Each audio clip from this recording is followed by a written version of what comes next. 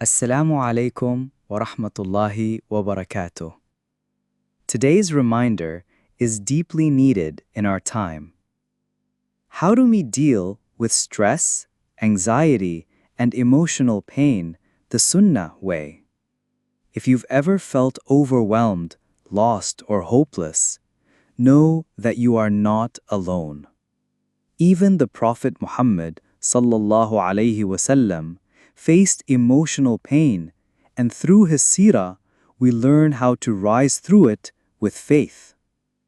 Let's explore how the Prophet sallallahu alaihi wasallam taught us to navigate life's storms with dua, trust in Allah, and spiritual mindfulness. Sometimes we forget. The Prophet ﷺ experienced deep emotional pain. He lost his parents as a child. He was mocked, rejected, boycotted, and physically harmed.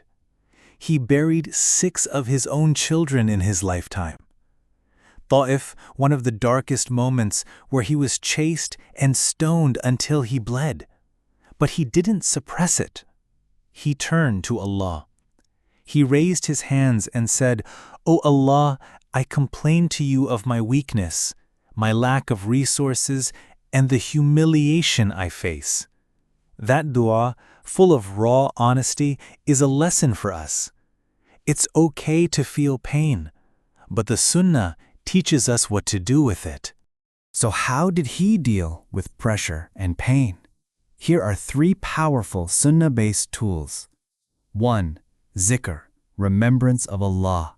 The Prophet ﷺ taught, "The comparison of the one who remembers Allah and the one who doesn't is like the living and the dead."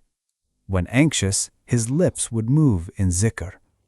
Hasbunallahu wa ni'mal wakeel. Allah is sufficient for us, and He is the best disposer of affairs. La ilaha illa anta subhanaka inni kuntu min al-zalimin. There is no God but you. Glory be to you. I was among the wrongdoers. This was the dua of Yunus alayhi salam in the belly of the whale, and the Prophet sallallahu alaihi wasallam told us to make it in times of distress. 2. Dua, turning to Allah with your heart. The Prophet ﷺ taught specific du'as for anxiety. One beautiful example, "O Allah, I seek refuge in you from worry and sorrow, weakness and laziness."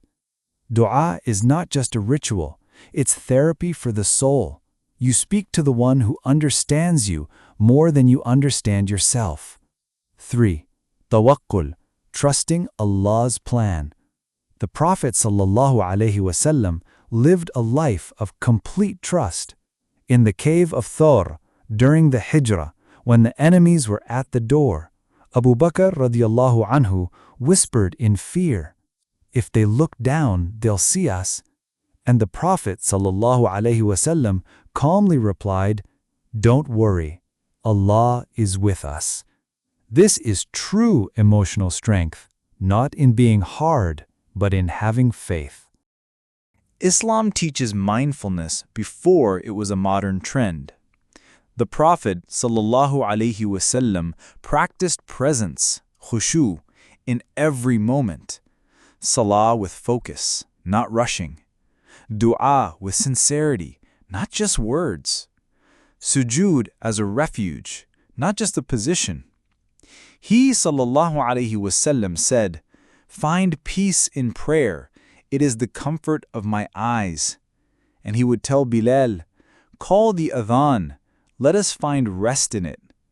Not escape from life, but spiritual anchoring in the middle of life.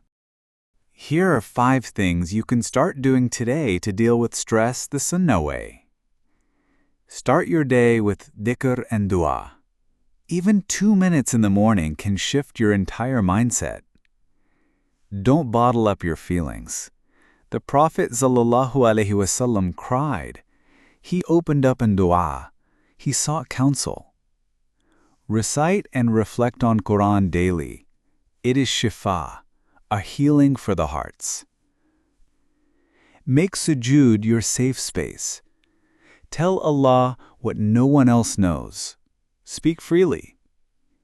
Sleep with Sunnah protection du'as. The Prophet ﷺ never slept without reciting Ayatul Kursi and Surah Al-Mulk. My brothers and sisters, stress is real. Anxiety is heavy.